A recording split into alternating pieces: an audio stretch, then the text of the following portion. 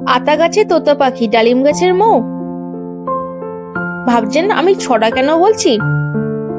নমস্কার বন্ধুরা, চলে এসেছি আজ একটা নতুন রেসিপি নিয়ে। আজকে আমি বানিয়ে দেখাবো আতা পিঠে। তাহলে চলুন শুরু করা যাক।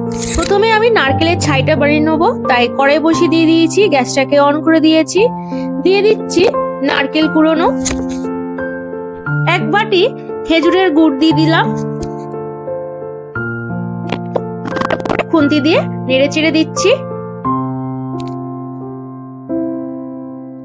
10 মিনিটের মতো একদম মিডিয়াম ফ্লেমে নারকেলটাকে এইভাবে আমি খুন্তি দিয়ে নেড়ে দিচ্ছি।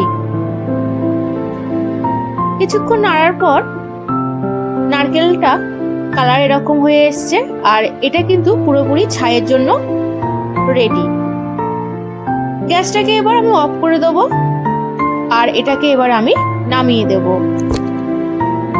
চালের গুঁড়ো দিয়ে একটা থাসা বানিয়ে নিতে হবে, তাই এই ডিপ প্যানের মধ্যে দিয়ে দিলাম 1 গ্লাস জল। দিয়ে দেব স্বাদ মতো নুন, প্রায় 1 চামচের মতো নুন দিয়ে দিচ্ছি এই জলের মধ্যে।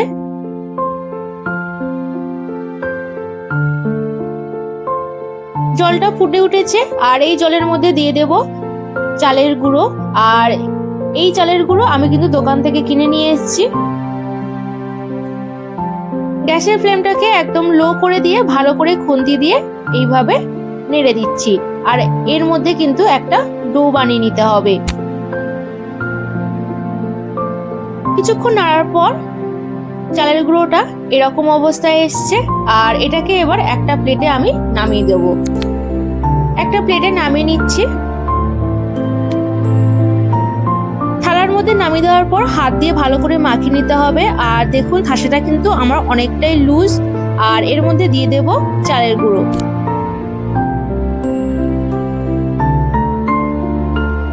এটা মাখানো হয়ে গেছে, আর হাত দিয়ে কিন্তু এরকম করে মাখিয়ে নিতে হবে লম্বা লম্বা করে।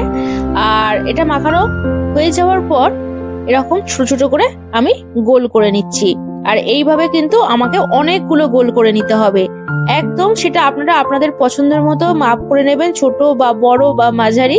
আমি একটা এরকম মাপ নিয়ে নিচ্ছি, নিয়ে এরকম ভাবে আমি সমস্ত গুলোকে আমি গোল করে নেব। একটা গোলকে এরকম হাতের মধ্যে নিয়ে নিলাম। নিয়ে নেওয়ার পর এরকম ভাবে খোল করে নিচ্ছি, আর এই খোলের মধ্যে দিয়ে দেবো আমি নারকেলের ছাই।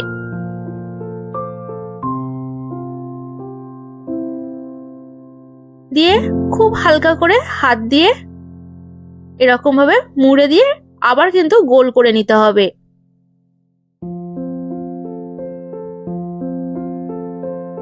আর এইভাবে কিন্তু আমি সমস্ত যে কাটা অংশগুলোকে রেখে দিয়েছি এরকম পুর করে কিন্তু গোল করে নেব।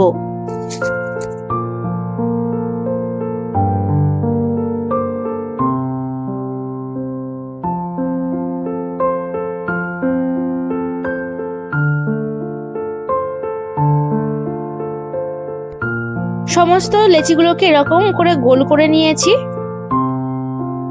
হাতের মধ্যে দিয়ে দিচ্ছি গ্রিন ফুড কালার, এরকম হাতের তালুতে রেখে যে গোলগুলো করে রেখেছিলাম এই গোলগুলোকে এর মধ্যে আমি 5টা বা 6টা বা 4টে, সেটা আপনারা আপনাদের মতো মাপ অনুযায়ী করবেন। ছোট করবেন আতা না বড় করবেন আতা। আমি এরকম 4টে 5টার মতো দিয়ে এরকম হাত দিয়ে একটু চাপ দিলে কিন্তু সবকটা এই বলগুলো জুড়ে যাবে। আর আতা যে সবুজ কালারটা থাকে সেটা কিন্তু এর মধ্যে হয়ে যাবে। দেখুন কত সুন্দর দেখতে লাগছে, একদম হুবহু আতার মতো না?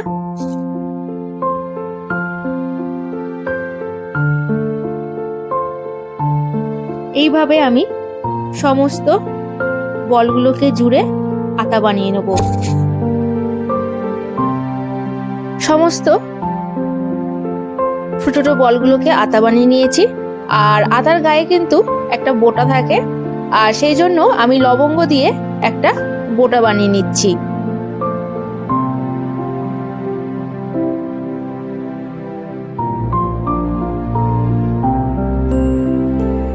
পিঠেগুলোকে এবার ভাপাতে দেবো, তাই গ্যাস অন করে দিয়ে একটা ডেকচির মধ্যে জল দিয়ে তার উপরে একটা এরকম ফুটো থালা বসিয়ে দিয়েছি। আর এই আতা পিঠেগুলোকে এর মধ্যে বসিয়ে দিচ্ছি।